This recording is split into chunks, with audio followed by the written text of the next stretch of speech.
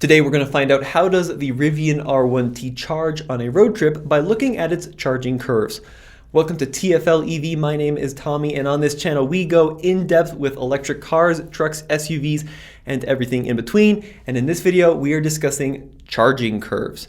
Now the Rivian R1T is the first commercially available electric pickup truck. It is a very significant vehicle, but a question I've received time and time again is, well, how does it charge if I am on a road trip? I recently ran a test, we've got a whole bunch of data, and we're going to go deep into the graphs and answer that question. Now when it comes to charging an electric vehicle at a DC fast charger, it's not like filling up a gasoline car.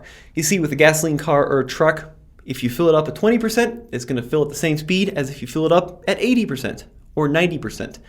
It's essentially a pipe into a tank. Now electric cars are very different. Batteries, like everything else in this world, are constrained by physics, and the charge rate can kind of be viewed like folks entering an empty stadium.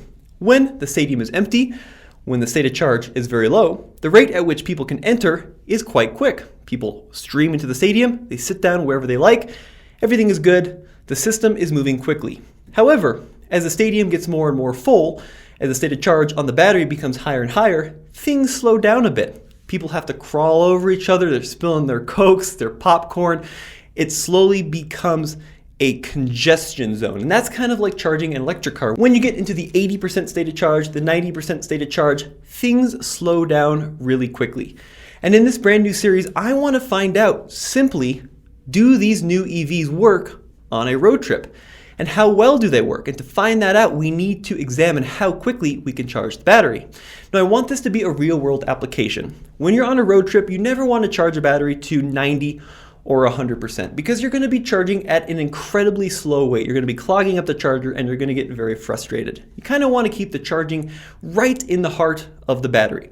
So for this test, I decided to stop charging the Rivian at 80%. That's typically when things really start to slow down, and we'll see that is exactly the case with the R1T.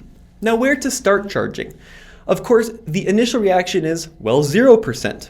But when you're on a road trip, especially with an electric car, are you going to be comfortable taking that vehicle all the way down to 0%? You've got your family, your friends, your dogs in the car, and the consequences can be great if you're stuck stranded on the side of the road. In this current state of the EV world, it's not like filling up a gasoline car with a jerry can.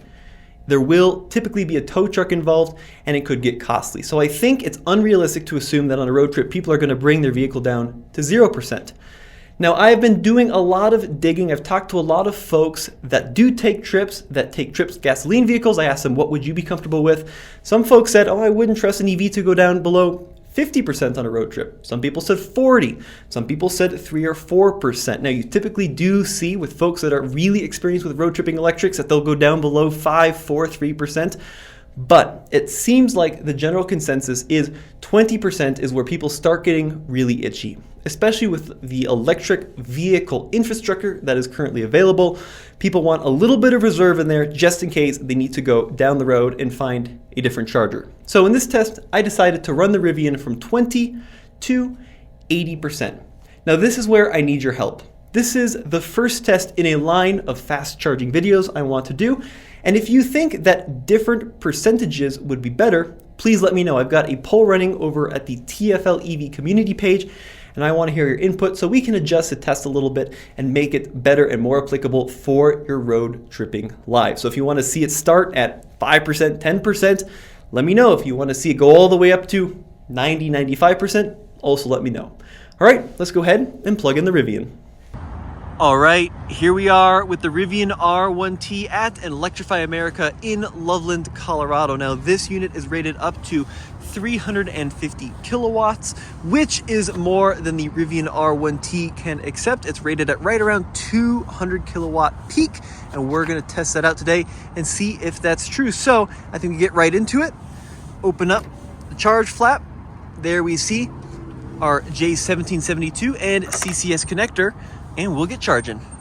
We're being prompted to plug in. I've already initiated the charge on my phone. Now, the CCS port on the Rivian is located on the front left of the vehicle. There is a click. This ring should turn green, and then we should get a flashing green indication from the central light bar as well. it is initiating the charge. Let's see how long this takes in real time. So it's still thinking, communicating with the R1T, and hopefully very shortly here we are going to get a positive charge. So still thinking, still initiating. Well, it took 2 tries, but we are off to the races. So we are being billed based on my plan. It's time to start charting our charge rates and see how quickly we can get this vehicle up to 80% state of charge so we can continue our trip. There you go, 20%, currently 138. All right, well, 139, currently 1 minute in. 140 kilowatts. Let's see if we can get that up a little bit. 77 minutes left until 80%. That seems very disappointing, and I hope that is pessimistic, because otherwise I'm going to be here for a shockingly long time. We're not even at, 10 or 5%. We're at 20, which I think is a healthy buffer for most folks. That would probably make most folks feel comfortable with their charging experience. But the downside of having an enormous battery, now it's not officially rated, but from the folks I've talked to, somewhere around 135 kilowatt hours. Now I can set a charge limit. Right now I've got it set to 100%, and we'll stop it manually at 80. You can see we are increasing the state of charge there, and we can actually change the unit. So we're up to 143 kilowatts, but you can also change it to miles gained per hour and additional miles gained, and then also your time, 1 hour and 15 minutes, or the time it will finish charging. Now outside, 37 degrees Fahrenheit. I have been driving the vehicle all day. I've actually driven it down from 100% state of charge. So it's been a long day of driving, but a fun one. And now we are doing the DC fast charging test. This range estimate, by the way, is based on your driving habits as well as the mode you're in. So if you change the drive mode, that will change the estimate accordingly. So sitting at 143, 4 minutes in, time to make another data point.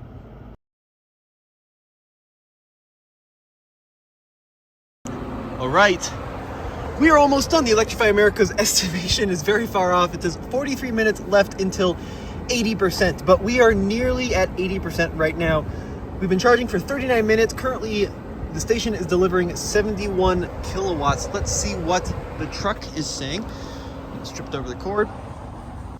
Now the truck is saying that slower, close to full charge basically is letting you know that the closer you get to full, the slower the vehicle charge, and we'll see that in the curve. We're at 79%.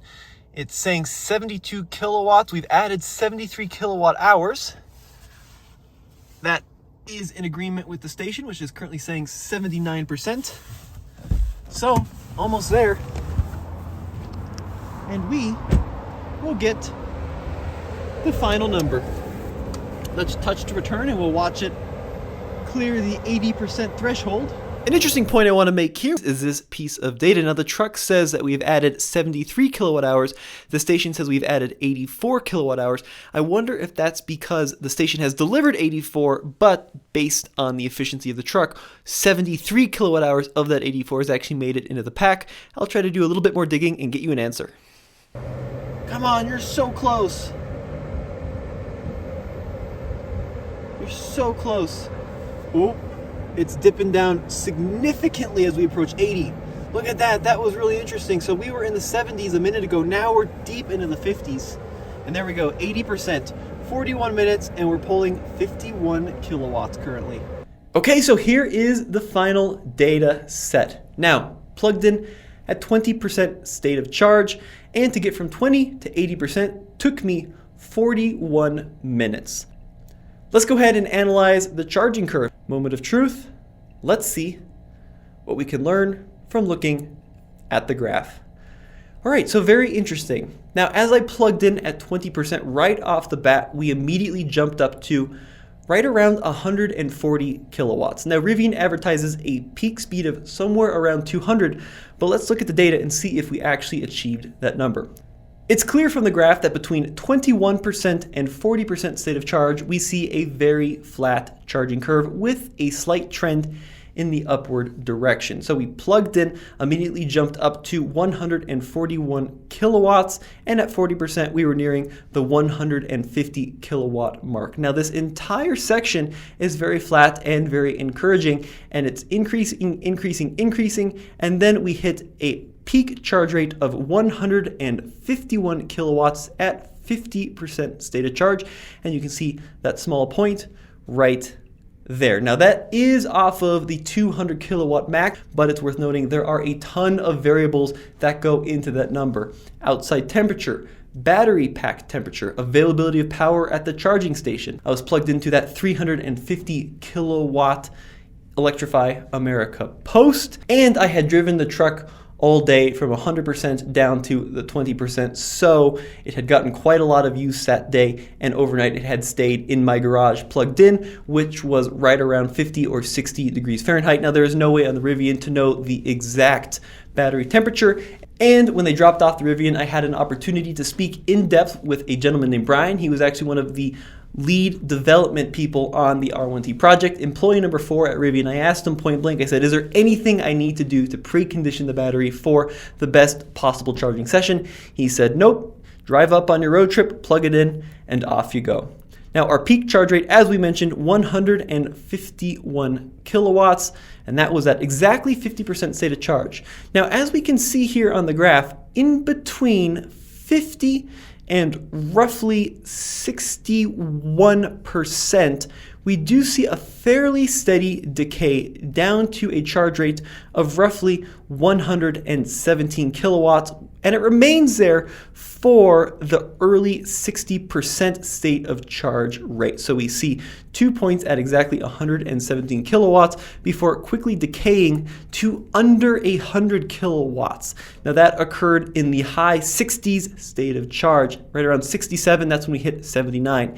Now we stayed at that 79 rating for quite a long time actually. So as we make our way into the 70s, right around 79, 80, we see one additional dip at 76, and then a big dip down to 51 kilowatts at 80%. And we actually got a warning on the dash of the Rivian saying, all right, probably time to unplug because it's going to start charging quite slowly, and indeed it does. So between 50% and 80%, we dropped from 151 to 51, and it was a pretty rapid decay. Now between that 21% and the 50, very consistent, slightly upward trend, and then we saw these big steps, the first one happening at 61%, and then the second one at 67%, where we saw big jumps downward in the charging power. Now if you want to see the graph in relation to the time I was plugged in, we can make that happen as well, and it's going to be roughly the same shape as we can see there. So we peaked at roughly the 20-minute mark, and then from 20 minutes onward, we got these steps, and then it quickly decayed at roughly the 40-minute mark to a slow charge rate.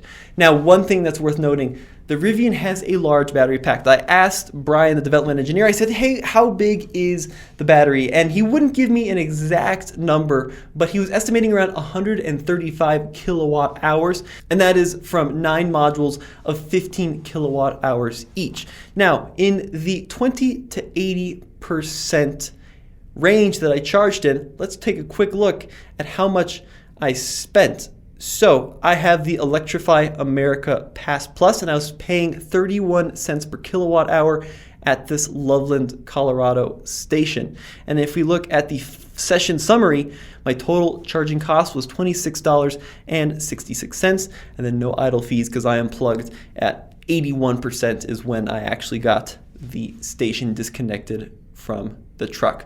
Now, what are the range numbers on the Rivian, and how does this translate to range? Well, the official EPA range number is 314 miles. So if we take 60% of 314, that's 188.4 miles gained in this session. Of course, that's going to change a lot, and they were saying when they dropped the truck off that because we have the 20-inch wheels with the all-terrain tires, expect somewhere around a 15% hit in range. So 314 times 0.85 means that we realistically have a range of around 267 miles. Multiply that times 60% of the battery pack. So we gained roughly 160 miles of usable range in 41 minutes. Now let me know what you think of these charging session videos, if you find them interesting, if you find them boring, if you find them helpful. And going forward, we'll be sure to listen to your feedback and incorporate your suggestions, because there's a big world out there of charging EVs, and I do want to come up with a standard that's not just 0 to 100%, but a standard that is useful for people's road trips. We'll see you in the next video.